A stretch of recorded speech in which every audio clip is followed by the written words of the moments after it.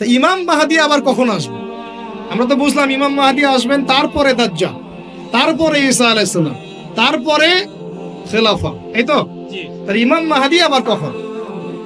আমাদের বুয়েটের মাহাদি বের হয়, পাঞ্জাব থেকে মাহাদি বের হয়, হ্যাঁ, বাংলাদেশের ওই কোনায় মাহাদি বের হয়, সৌদি আরব থেকে ওই কোনা থেকে মাহাদি বের হয়, হয় না? খুব ভালো করে মনে রাখবেন, যতক্ষণ এই বিশ্বে একটা মালহামা না হচ্ছে মাহাদি আসছেন না। কথা ক্লিয়ার? এই বিশ্বে যতক্ষণ একটা মালহামা না হচ্ছে মাহাদি আসছেন না। তিনি আসবেন ফাতিমা রাদিয়াল্লাহু আনহার বংশ থেকে। কার বংশ? তার আসল নাম মুহাম্মদ। কি নাম?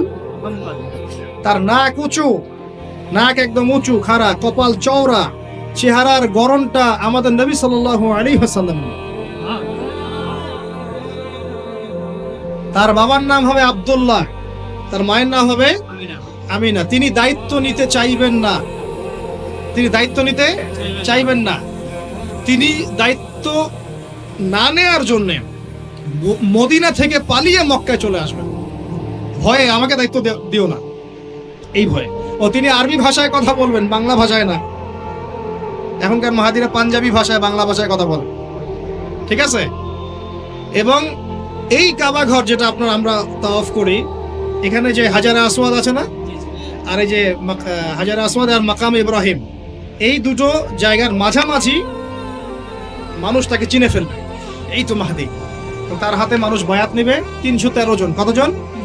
ওই তালুত বাহিনী তো 313, বদরও 313, এখানেও 313। এবার শুরু হবে আসল খেলা। এবার প্রথমে ওই আরবেরই একটা গোত্র, বনু কালব। কোন গোত্র? এই বনু কালব এই ইমাম মাহাদির বিরুদ্ধে যুদ্ধ করবে। আল মাহদি এই যুদ্ধে জয়লাভ করবেন ইনশাআল্লাহ। তারপরে সিরিয়া, শাম থেকে, শাম মানে শুধু সিরিয়াই না, ওই পুরো অঞ্চলটাই শাম, ওখান থেকে একটা দল আসবে এই মাহাদির সাথে যুদ্ধ করার জন্য। আল্লাহ পাক তাদেরকে মক্কা মদিনার মাঝখানে বাইদা নামক জায়গায় ধসিয়ে দেবে। কোন জায়গা? কথা বুঝতে পারছি? এরপরে মুসলমানদের আর কোনো পতন নাই, আর পিছনে ফিরে তাকানোর কোনো সুযোগ নাই। মুসলমানরা আর মাথা নিচু করবে না ইনশাআল্লাহ কোনো দিনের জন্য। তারপর চলতে থাকবে খালি ইসলামের বিজয় আর বিজয় আর বিজয় আর বিজয়। আল্লাহু আকবার। এভাবে চলবে। তবে মাহাদি কখন আসবেন? আগে মালহামা, তারপর মাহাদি। মালহামা কি তাহলে? এটা হচ্ছে একটা বিশাল যুদ্ধ। এটা কি? কেমন যুদ্ধ? নবীজি বলেছেন, এই রোমকরা, ইউরোপিয়ানরা তোমাদের সাথে অচিরেই চুক্তি ভঙ্গ করবে এবং 80টা পতাকা নিয়ে তোমাদের বিরুদ্ধে ওরা যুদ্ধ করবে। এই মালহামাটা হবে ইরাকের ফোরাত নদীর নিচেই হোক আর পাশেই হোক, আল্লাহ ভালো জানেন। ওখানে সোনার পাহাড়কে কেন্দ্র করে। কি কেন্দ্র করে? এই সোনা মানে সত্যিকারের সোনাও হতে পারে, অথবা তেলও হতে পারে, আল্লাহ ভালো জানেন। তেল তো এখন সোনার জায়গা দখল করেছে, করে নাই? এই বিশ্বে তো সোনা চলে না, কি চলে? তেল। তো এটাকে কেন্দ্র করে যুদ্ধ হবে। নবীজি বলেছেন ওই যুদ্ধে এত ভয়াবহ হবে যে 100 জন যোদ্ধার মধ্যে 99 জনই মারা যাবে না। একটু মাথা খাটান যে এমন কোন যুদ্ধ কি হয়েছে পৃথিবীতে যেটাতে 100 জনের মধ্যে 99% মারা গেছে? তার মানে এটা হয়নি এখনো। আর একটা যুদ্ধে এত পার্সেন্ট মানুষ কিভাবে মরতে পারে? যদি সে ঢাল তলোয়ারের যুদ্ধ হলে কি মরতে পারে? নিশ্চয়ই এমন কোন অস্ত্র সেখানে প্রয়োগ করা হবে যাতে একাধারে অনেক মানুষ তাড়াতাড়ি মারা যায়। এই অস্ত্র এখনকার যুগের কি অস্ত্র? নিউক্লিয়ার ওয়েপন্স হতে পারে যদি এই যুগে সেটা হয়। আর যদি আল্লাহ পাক এটাকে আবার পূর্বের অবস্থায় নিয়ে যান, সেটাও হতে পারে, আল্লাহ ভালো জানেন। আমরা এটাকে ইন্টারপ্রিটেশন বলছি, এটা সঠিক হতে পারে, বেঠিক হতে পারে, অ্যাটলিস্ট একটা ধারণা তো পাচ্ছি।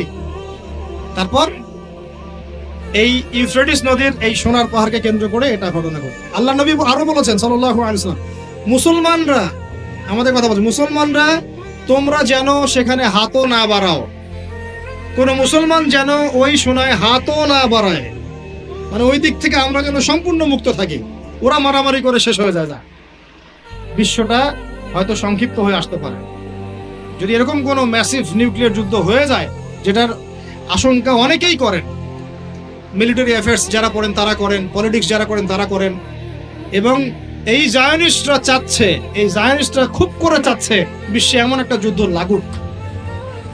একবার ইউক্রেন রাশিয়ার ইস্যু তুলে দেয়, একবার সিরিয়ার ইস্যু তুলে দেয়, একবার আফগান ইস্যু তুলে দেয়, একবার ইরাকে ইস্যু তুলে দেয়, একবার প্রথম বিশ্বযুদ্ধ লাগায়, একবার দ্বিতীয়টা লাগায়। ওরা খুব করে চাচ্ছে যেন আরো একটা লাগে।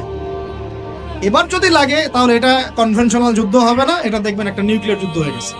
সেটা হয়ে গেলে ওয়ার্ল্ডের আয়তন আর এমন থাকবে কিনা আল্লাহ ভালো জানে। এগুলো ভাবতে হবে এবং আমাদের করণীয় ফিক্স করতে হবে। আর আমরা কি করছি বললাম, ওই যে নেইমার দিকে ফুটবল খেলছি। আমরা কি করছি, আমরা মাশাআল্লাহ তেল বিক্রি করছি ওদের কাছে, আমরা ওদের কাছ থেকে পেট্রো ডলার চুক্তি করেছি, ওদের সাথে বন্ধুত্ব করার চেষ্টা করছি।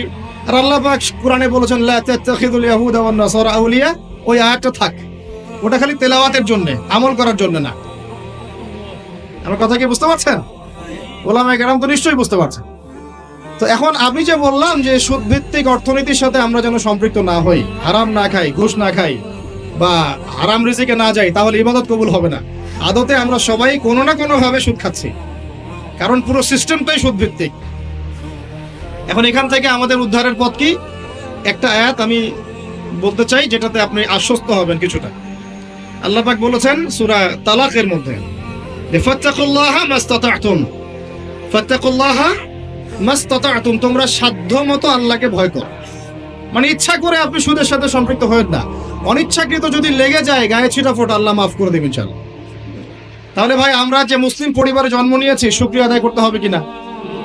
তাহলে নামাজ পড়বো কিনা, রোজা রাখবো কিনা, পর্দা করবো কিনা, আমাদের পরিবারকে পর্দা রাখবো কিনা, বাচ্চাদেরকে আমরা কোরআন সুন্নাহ শেখাবো কিনা, আমরা নফল ইবাদত বাড়াবো কিনা, যাকাত দিব কিনা।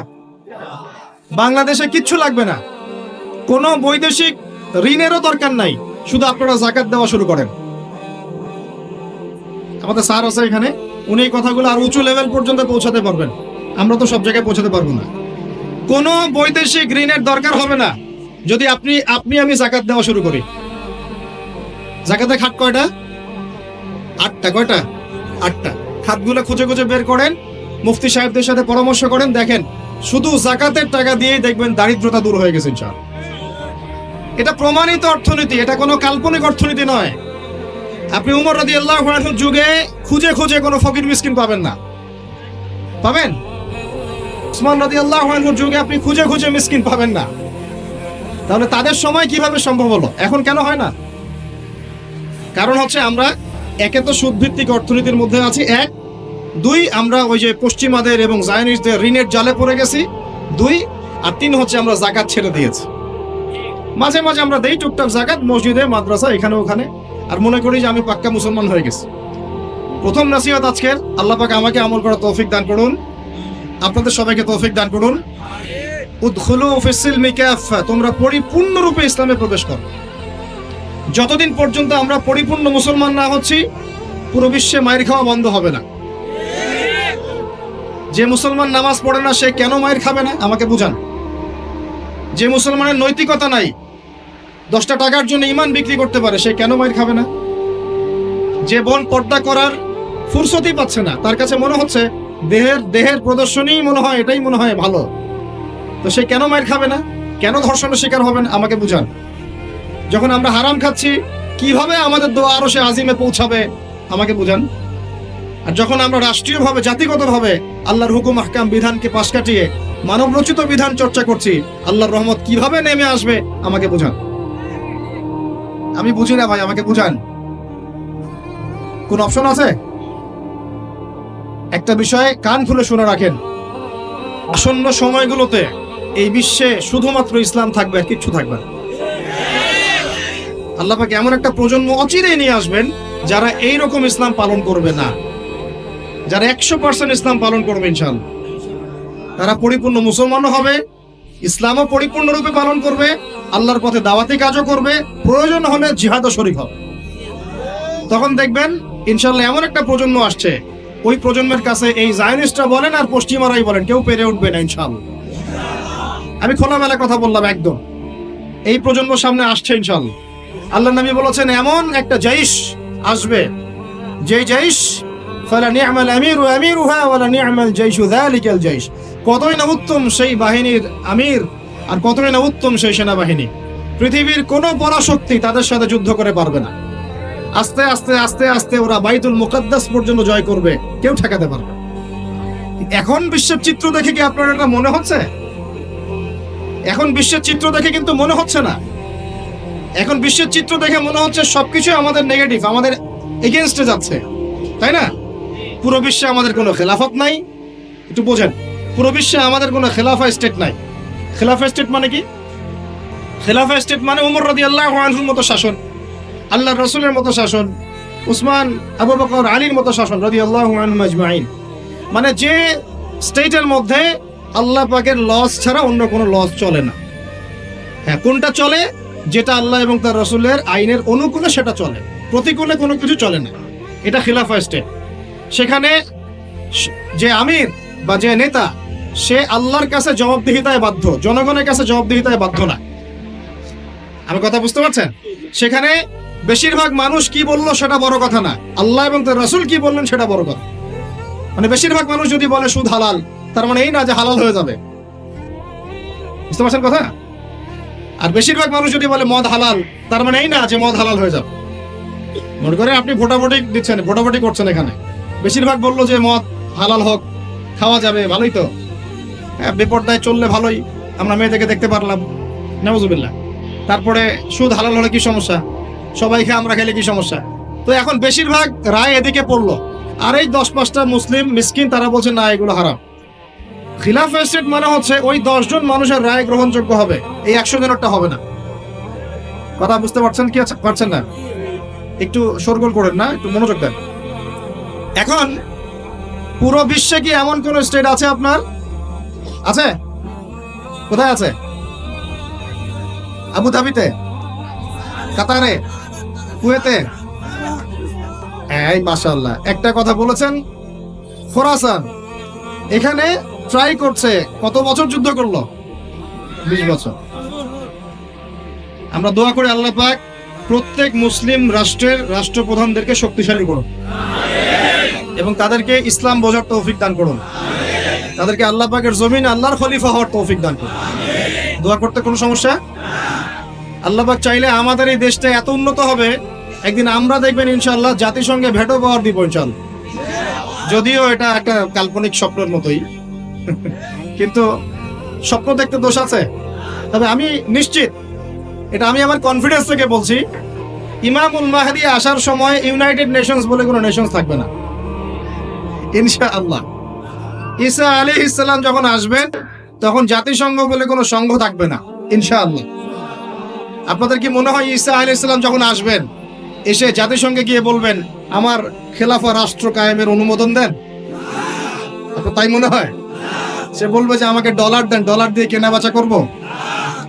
হ্যাঁ, সে বলবে যে আপনার রেজুলেশন পাস করেন, আমি প্যালেস্টাইন থেকে, জেরুজালেম থেকে ইসলামী খেলাফত কায়েম করতে চাই, আমাকে সমর্থন দেন? তিনি কি এগুলো করতে যাবেন? আপনার মনে হয় তিনি এসে ওয়ার্ল্ড ব্যাংকে গিয়ে বলবেন আমাকে লোন দেন, IMF এ গিয়ে বলবেন আমাকে লোন দেন? তার মানে ওই সময় এগুলোর কোনো অস্তিত্বই থাকবে না ইনশাআল্লাহ। এটা বোঝাই যাচ্ছে থাকবে না ইনশাআল্লাহ। আমি কি বলবো আমি জানি না, কিভাবে বললে আপনারা বুঝবেন তাও জানি না, আর আমিও জানি না এসব বলে কি হবে। আমি শুধু চাই আপনাদের মধ্যে একটা সচেতনতা তৈরি হোক, যাতে আপনারা আপনাদের পরিবার এবং পরবর্তী প্রজন্মকে বোঝাতে পারেন যা পৃথিবীতে চলছে এগুলো জুলুম। এই জুলুমের অবসান অচিরেই ঘটবে যখন আল মাহদি আসবেন এবং ব্ল্যাক ফ্ল্যাগস, কালো পতাকাধারী বাহিনী বের হবে ইনশাআল্লাহ। যুদ্ধ করতে করতে করতে করতে এরা বাইতুল মুকাদ্দাস পর্যন্ত জয় করবে। আসবে, আল্লাহর বাহিনী আসবে, যখন আসবে আপনারা এমনিই বুঝতে পারবেন ইনশাআল্লাহ। ঠিক আছে? আর আমরা আমাদের পরবর্তী প্রজন্মকে বোঝাবো, জানাবো যে ইনশাআল্লাহ অচিরেই সেই বাইতুল মুকাদ্দাস আমাদের হতে যাচ্ছে ইনশাআল্লাহ। জাফর ইবনে আবি তালেব রাদিয়াল্লাহু আনহু আল্লাহর নবীর আপন চাচাতো ভাই, চাচা আবু তালেবের ছেলে। আলী ইবনে আবি তালেব, জাফর ইবনে আবি তালেব। জাফর ইবনে আবি তালেব রাদিয়াল্লাহু আনহু যুদ্ধ করতে গিয়েছেন, মুতার যুদ্ধে। কোন যুদ্ধ? আল্লাহর নবী 3 জনকে সেনাপতি বানালেন, যায়েদ ইবনে হারেসা, আব্দুল্লাহ বিন রাওয়াহা এবং জাফর ইবনে আবি তালেব। কোন যুদ্ধে 3টা অধিনায়ক লাগে নাকি? একজন লাগে। তাহলে সাহাবীরা বুঝে ফেললেন যে আমরা এই যুদ্ধে গেলে শহীদ হব নিশ্চিত। কথা বুঝতে পারছেন? সবাই বিদায় নিয়ে চলে গেলেন। ওদের সৈন্য সংখ্যা প্রায় 2 লক্ষ। কত লক্ষ? মুসলিমদের সৈন্য সংখ্যা মাত্র 3000, মাত্র 3। আল্লাহ নবী বললেন যদি যায়েদ ইবনে হারেসা শহীদ হয়, আব্দুল্লাহ বিন রাওয়াহা তুমি পতাকা নিয়ে নিও। আব্দুল্লাহ বিন রাওয়াহা যদি শহীদ হয় তাহলে জাফর তুমি পতাকা নিয়ে নিও। জাফরও যদি শহীদ হয় তাহলে তোমাদের মধ্যে কোনো একজনকে তোমরা আমির বানিয়ে নিও।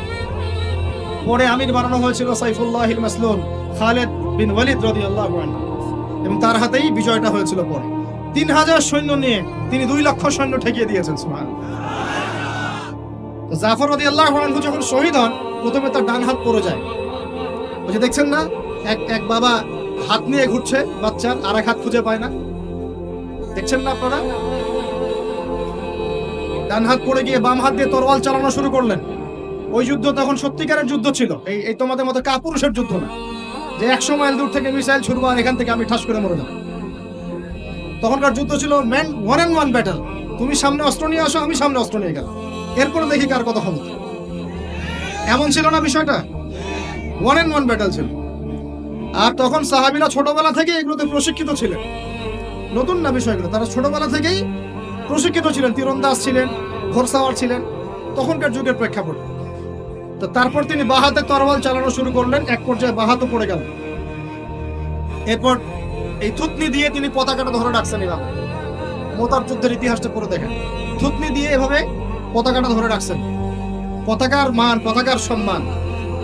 আর সেই পতাকা আমাদের হাত থেকে পড়ে গেল, আরবের লোকজন তাকায় তাকায় দেখতেছে, সারা মুসলিম বিশ্ব তাকায় তাকায় দেখতেছে। এই গুনাহের ভার আল্লাহর কসম আপনার আমার সবার উপর বর্তাবে, কোনো উপায় নাই, সবার উপর বর্তাবে। আল্লাহ যেন মাফ করেন, আল্লাহ পাক মাফ করবেন না। আমি আল্লাহকে চিনি, আল্লাহ পাক মাফ করবেন না এভাবে, যতক্ষণ পর্যন্ত না আল্লাহ পাক এগুলোর হিসাব নিচ্ছেন।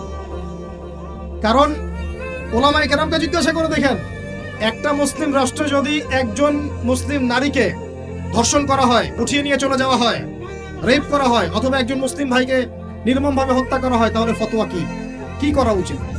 তখন সবাই মিলে ওই জালেমের বিরুদ্ধে দাঁড়ানো ফরজ। যদি সে দাঁড়াতে না পারে, তার প্রতিবেশী দাঁড়াবে, সে না পারলে তার প্রতিবেশী দাঁড়াবে, আর যখন সেও পারবে না, পুরা উম্মাহ একসাথে মিলে দাঁড়াতে হবে। সেটা কি হয়েছে? করতে পেরেছি? পতাকা ধরে রাখলেন এইভাবে, পতাকা পড়তে দিলেন না। এক পর্যায়ে এক কাফেরের তরবারের আঘাতে তার শরীরটা দ্বিখণ্ডিত হয়ে গেল।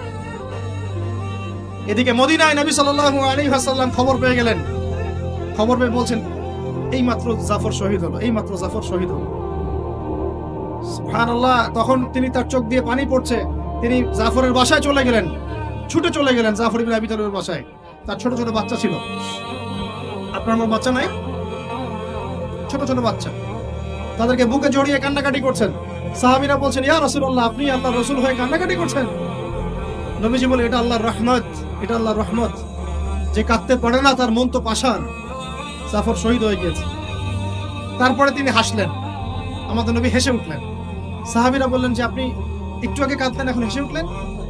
নবীজি বললেন, এই মাত্র আমি দেখলাম যে জাফরকে দুজন ফেরেশতার মাধ্যমে আমার সামনে দিয়ে নিয়ে যাওয়া হলো। আমি দেখলাম জাফর জান্নাতে, তার দুই হাত, যে 2 কাটা হাত, এই 2 কাটা হাতের বদৌলতে আল্লাহ পাক তাকে জান্নাতে 2টা পাখা দিয়েছে, সে জান্নাতে উড়ে বেড়াচ্ছে, ফল খাচ্ছে। এই দৃশ্য দেখে আমি হেসে উঠলাম। তো আমি এই জন্য বলছি, আমাদের শহীদরা মৃত নয়, আমাদের শহীদরা মৃত নয়। আমাদের এই মা, বোন, শিশু, নারী যাদেরকে মেরে ফেলা হয়েছে, এরা কেউ মৃত নয়। ইনশাআল্লাহ তারা জীবিত আছে, এবং তারা এখন আল্লাহ পাককে কি বলছেন জানেন? তারা আল্লাহকে বলছেন, আল্লাহ আমাদেরকে আরেকবার ফিরিয়ে দাও, আরো একবার এদের বিরুদ্ধে যুদ্ধ করে যেন শহীদ হয়ে আসতেন। একজন শহীদ সাহাবীর মাকবারা থেকে যদি কেউ কোনো ঘ্রাণ পায়, মনে করেন আল্লামা তারেক জামিল হুজুর গিয়েছেন মুয়াজ বিন জাবাল রাদিয়াল্লাহু আনহুর কবরের সামনে, আপনি গিয়েছেন, মনে করেন এরকম অনেক মানুষই পেয়েছে, আপনি গিয়েছেন এমন একজন সাহাবীর কবরের সামনে যেখানে আপনি কিছু একটা ঘ্রাণ পাচ্ছেন, আপনি পাচ্ছেন, হয়তো আর 10 জন পাচ্ছে না, এই 5 জন পাচ্ছে, ওই 10 জন পাচ্ছে না, হতে পারে কি না?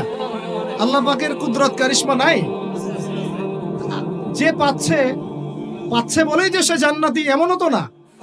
ব্যাপারটা কেমন না? ইমাম বুখারী রাহিমাহুল্লাহ ইন্তেকাল করেছেন, যখন তাকে দাফন করার পরে এত সুঘ্রাণ ছড়িয়েছে, মানুষ মাটি হাতে করে নিয়ে বাসায় আসতো, মেশকাম্বরের ঘ্রাণ বেরোচ্ছে কবর থেকে। এখনো বাংলাদেশেও বহু মানুষকে দেখা যায় যে 10 বছর আগে ইন্তেকাল করেছেন, এখনো লাশ অক্ষত আছে। এটা কি মিথ্যা কথা? এই কারিশমা গুলো নাই? তো মনে করেন একজন পেয়েছে, তো সে তার আবেগটা কিভাবে প্রকাশ করবে? সে কি বলবে যে আমি জাহান্নামের ঘ্রাণ পাচ্ছি? কি বলতে পারে? শব্দটা কি প্রয়োগ করতে পারে? ওরে বাপরে বাপ, এটা নিয়ে যে শুরু করলো এক শ্রেণীর লামাসাবি, বেশিরভাগই লামাসাবি ছিল তারা। তারা মাযহাব মানে না, বাট শায়েখ মানে অবশ্য। এটা আবার একটা পয়েন্ট আছে। কোন মাযহাবই মানি না, আমি কোনো মাযহাবই মানি না, কিন্তু আমার শায়েখকে মানি। আমার শায়েখ যা বলবে তাই। আমার কথা রাগ করছেন? রাগ করেন না, এটা ভুল, এটা ভুল পথ, এটা একটা ভুল পথ। আপনি যদি মাযহাব না মানেন তাহলে আপনাকে মুজতাহিদ হতে হবে। একজন মুজতাহিদ, যে যার মাযহাব মানার দরকার নাই, সে কোরআন সুন্নাহ সব জ্ঞান জানে। আপনার তো মাযহাব মানার দরকারই নাই, আপনি তো মুজতাহিদ নিজেই। মাশাআল্লাহ, আমরা তখন আপনাকে মানব। কিন্তু আপনি তো মুজতাহিদ নন, বরং আপনি কোনো কোনো ক্ষেত্রে কোরআনও তেলাওয়াত করতে পারেন না, হাদিসের ইবারতও পড়তে পারেন না, আপনি কোনো ফিকহের মাসআলা দিতে পারবেন না। তাহলে তো আপনাকে কোনো ইমামের অনুসরণ করতেই হবে, এবং সেটা আপনি করছেনও তো। মাশাআল্লাহ, আপনি শায়েখকে ফলো করছেন, ওটা তো মাযহাব মানাই হলো, তাই না? আদতে যা হয়েছে, 4 মাযহাবকে বাদ দিয়ে নতুন একটা মাযহাব চালু করলেন। আদতে কিন্তু এটা হলো, প্রতিষ্ঠিত মাযহাবগুলোকে বাদ দিয়ে নতুন একটা মাযহাব চালু করলেন। মাযহাবে জাকারিয়া, মাযহাবে রাজ্জাকিয়া, এরকম কিছু মাযহাব চালু করলেন, নতুন নতুন মাযহাবে। এর বাইরে আপনি যাবেন না। উনি যদি বলেন তালেবান খারাজি, আপনিও বলবেন তালেবান খারাজি।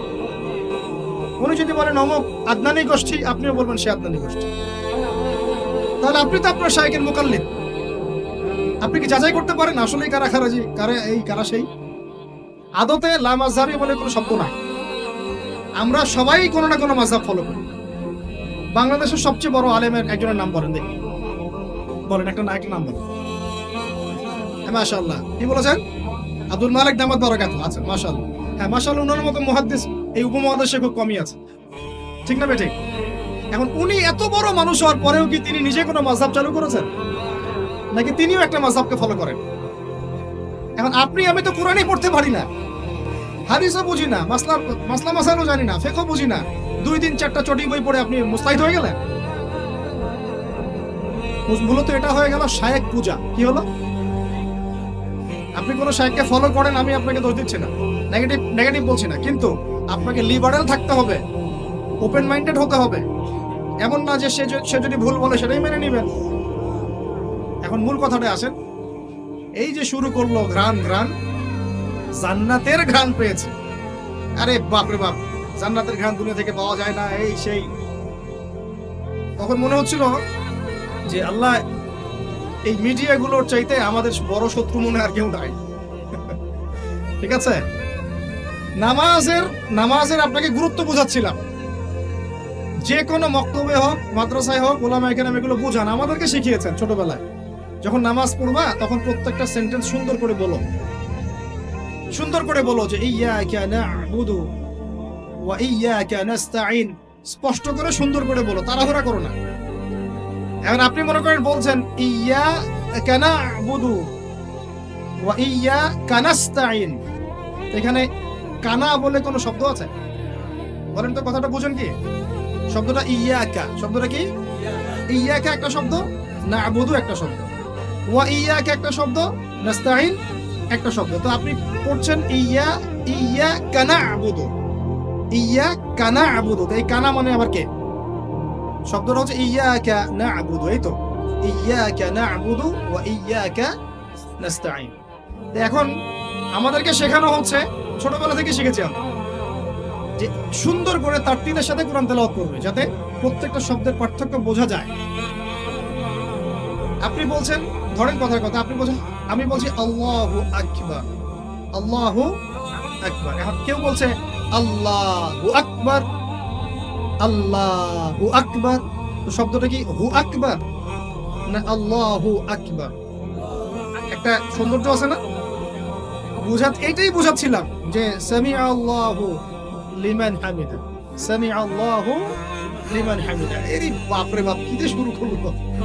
তখন মনে হচ্ছে সংসদে বিল পাস করা খালি বাকি রাখছে, এটা সংসদ পর্যন্ত নিয়ে যাবে, এটা মনে হচ্ছিল আমার কাছে। হায় রে বাঙালি জাতি! ভাই, মূল কথা আজকের লেকচারের, পুরো বিশ্বে আমাদের অবস্থা ভালো না, মূল জায়গায় থাকবেন, শাখা প্রশাখায় যাবেন না। আমাদের মূল জায়গা হচ্ছে পরিপূর্ণ ইসলাম পালন করব, নিজে করব, আমার পরিবারে প্রতিষ্ঠা করব ইনশাআল্লাহ, আমার বাচ্চাদের মধ্যে প্রতিষ্ঠা করব ইনশাআল্লাহ। আমরা উলামায়ে কেরামের মধ্যে কোনো বিভক্তি সৃষ্টি করব না, আমরা ইস্যু পাগল হব না, আমরা মাজলুমের পক্ষে থাকব, আমরা জালেমের বিপক্ষে থাকব। মুনাফিকদের সাথে কোনো আপোষ নাই, জালেমদের সাথে কোনো আপোষ নাই। আমরা উম্মার ঐক্যের চেষ্টা করব, বিভক্তির দিকে যাব না। আমরা হালাল খাবো, আমাদের উপরে যারাই গভর্নমেন্টে আসুক আমরা আনুগত্য করব, আমরা আনুগত্য করব, আমরা তাদের সাথে বিদ্রোহে যাব না, তাদেরকে ওয়াজ নসিহত করব, বোঝানোর চেষ্টা করব এবং জাতিগত ঐক্য ধরে রাখবো। হ্যাঁ, তারা যদি সরাসরি ইসলামের বিরুদ্ধে চলে যায় তখন যা করার তাই করবো, কিন্তু সরাসরি কি তারা ইসলামের বিরুদ্ধে যাচ্ছেন? যাচ্ছেন। অতএব এখানে আমরা কোনো ফাসাদ সৃষ্টি করব না, কোনো দরকার নাই ভাই। মুসলিম মুসলিম মারামারি করে এগুলো শহীদ না, মুসলিম মুসলিম লাঠি বৈঠা নিয়ে মারামারি করে এগুলো শহীদ হবে না, সাবধান, এটা সঠিক পথ নয়। তবে আমরা অবশ্যই অবশ্যই তাদেরকে নসিহত করব, দোয়া করব, জাতিগত ঐক্য ধরে রাখবো এবং আমাদের লক্ষ্য আমরা স্থির রাখবো। আমাদের লক্ষ্যটা কি ভাই? ওই বাইতুল মুকাদ্দাস। লক্ষ্যটা কি? বাইতুল মুকাদ্দাস। ইনশাআল্লাহ পুরো বিশ্ব থেকে আস্তে আস্তে জালেমদের পতন ঘটবে ইনশাআল্লাহ, মাজলুমের রক্ত বৃথা যাবে না ইনশাআল্লাহ। ইনশাআল্লাহ আমাদের শহীদরা মৃত নন ইনশাআল্লাহ, তাদেরকে রিজিক দেওয়া হচ্ছে। আমরা সবাই মন খুলে দোয়া করবো তাদের জন্য। এখন কনক্লুশনে আসো, বিশ্বের এই অবস্থায় আমাদের অবস্থাটা কি একটু দেখাই, তারপর শেষ করে দিই। একটু বসেন, 10টা মিনিট খালি মনোযোগ দেন। আমাদের অবস্থা কি দেখেন? পুরো বিশ্বে কি আমাদের খেলাফা আছে?